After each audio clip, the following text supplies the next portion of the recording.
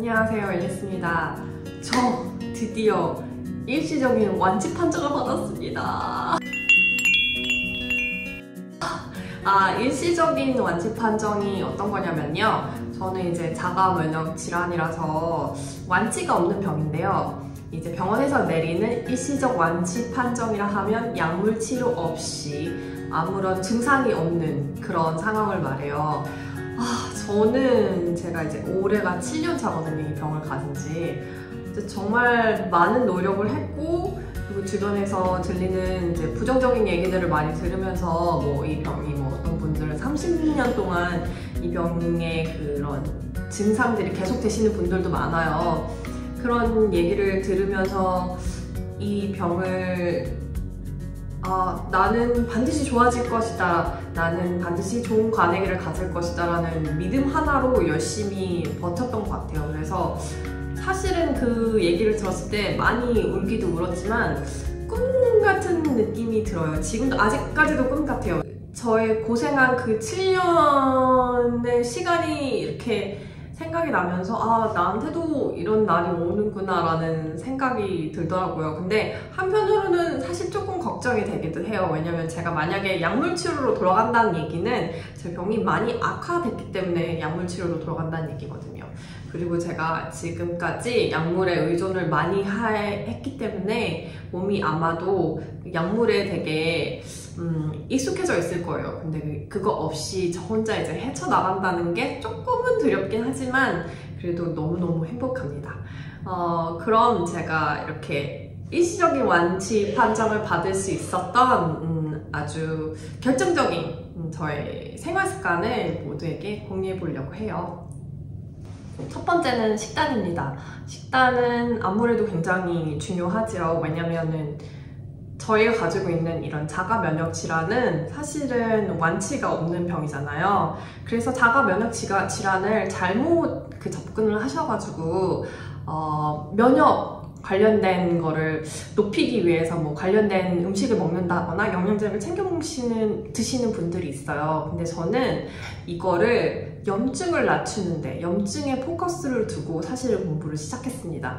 그러니까 병원에서 주는 정보는 한정이 되어 있고, 식단 클리닉에 가도 건강한 음식을 먹어라 이런 정도일 뿐인데, 증상이 악화되면 화이트 시트 안으로 돌아가라 이런 정도의 조언밖에 없는데, 왜냐면 다른 이제 리서치나 이런 것들이 활발한데 그게 확정이다, 이것 때문이다 라고 이렇게 확언을 하기가 너무 어렵기 때문에 이런 것에 대해서 얘기를 하지 않아요. 그래서 사실 식단에 대한 정보가 너무너무 없어요. 그래서 저는 염증에 관련된 키워드를 가지고 이걸 가지고 되게 파고들었어요. 공부를 많이 했어요. 그래서 염증에 좋지 않다라고 생각하는 음식을 먹지 않기 시작했어요. 예를 들면은 제가 계속 얘기하죠. 글루텐, 밀가루, 설탕, 당의 레벨, 그 다음에 유제품, 그 다음에 술, 담배 하시는 분들 담배. 이 5가지는 정말 염증에 치명적인 거라서 이 5가지는 정말 피하려고 많이 노력을 했습니다.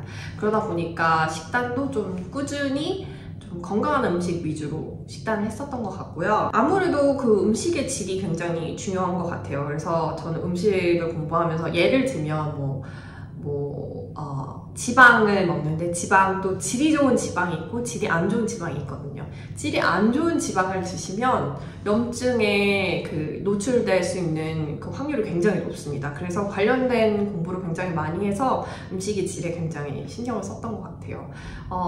그러다 보니까 지금은 제가 하고 있는 식단이 간헐적 단식을 하고 있고요. 간헐적 단식을 하고 있는 이유는 제가 나중에 링크를 걸어 둘 테니까 한번 읽어보세요.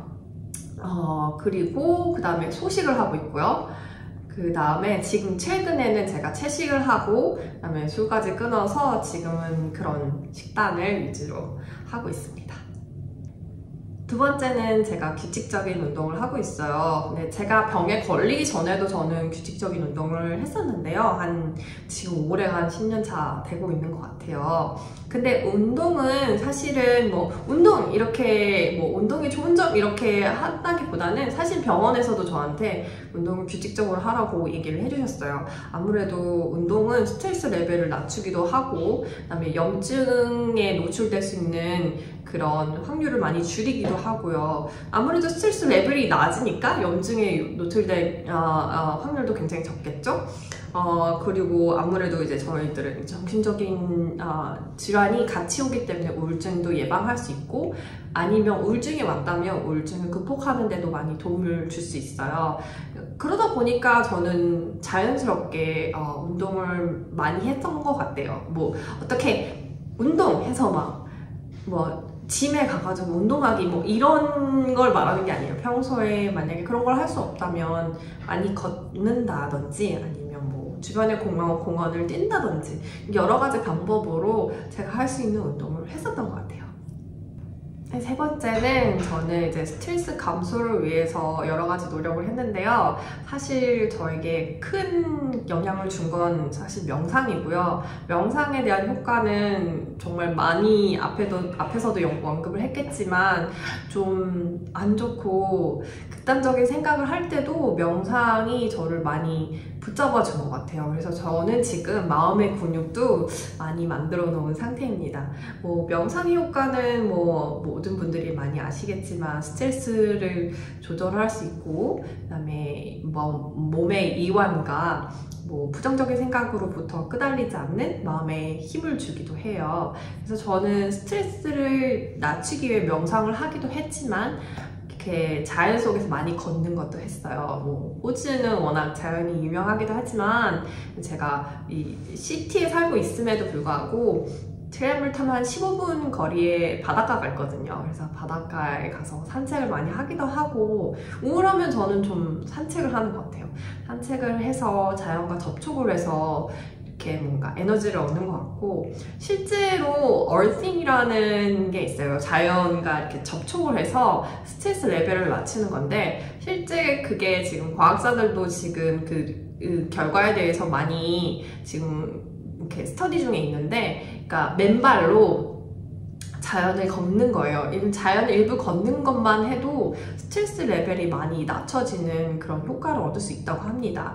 실제로 우울증 환자들은 60%가 자연에 노출되는 것만으로도 많은 회복 효과가 있다고 알려져 있어요. 그래서 저는 좀 자연의 힘을 많이 빌려서 스트레스 레벨을 많이 낮췄던 것 같아요. 그리고 다른 리서치에는 요가가 그 자가 면역 질환에 좋다라는 결과도 있습니다. 미국 그 배양성 대장염, 그다음 크론병 커뮤니티에서 나온 결과인데요. 요가를 통해서 스트레스 레벨이 낮춰졌다라는 결과가 있네요. 그리고 네 번째는 수면의 질입니다. 저는 수면의 질에 아까 말씀드린 것처럼 식단만큼 목숨을 거는 스타일이에요. 그래서 저는 보통 9시간에서 12시간 정도 잠을 자거든요. 그래서 지금 현재는 아무 카페인도 먹지 않아요. 이제 여러 가지 이유가 있겠지만, 피로도를 낮추는 이유도 있겠지만, 저는 수면의 질을 위해서 커피를 먹지 않습니다. 그러다 보니까 몸이 하는 얘기를 잘 들으려고 해요. 몸의 컨디션이 좋은 날은 9시간 수면을 하고, 컨디션이 안 좋은 날에는 좀 더 자려고 노력하는데, 몸이 얘기를 많이 하고 있어요. 그거를 못 알아, 너무 주변 환경이 복잡하고 시끄럽고 그런 소리를 잘 못 듣게 돼 있어요. 그러다 보니까 그 마음이 평온해지면 몸이 하는 소리를 잘 들을 수 있거든요. 몸이 피곤하다라고 신호를 보내면 그때는 낮잠도 잡니다. 그렇게 해서 체력 관리를 하고 있고요. 자기 전에는 제가 모바일이나 TV 시청을 아예 안 하는 편이에요. 워낙 그게 수면의 질에 너무 블루 스크린이 너무 큰 영향을 끼치다 보니까 자기 전 1시간 전에는 TV나 모바일이나 그런 것들을 전혀 안 하고 있어요. 아무래도 수면의 질이 좋다 보니까 염증이 일어날 확률도 좀 적어지는 것 같아요. 아시겠지만 수면의 질과 염증은 그 상관관계가 있습니다. 여러 가지 연구 자료에도 많이 나와 있고요. 그러다 보니까 저는 수면의 질에 목숨을 걸고 있는 것 같아요. 아무래도 수면을 잘 못하다 보면은 이제 두통이라든지 그 다음에 좀 금방 아픈 곳에 잘 걸리는 것 같아요. 제가 한 3개월 정도 불면증이 있었던 적이 있었거든요. 그때 몸 상태가 너무 최악이라서 그때 할 수 있는 노력을 다 했었거든요.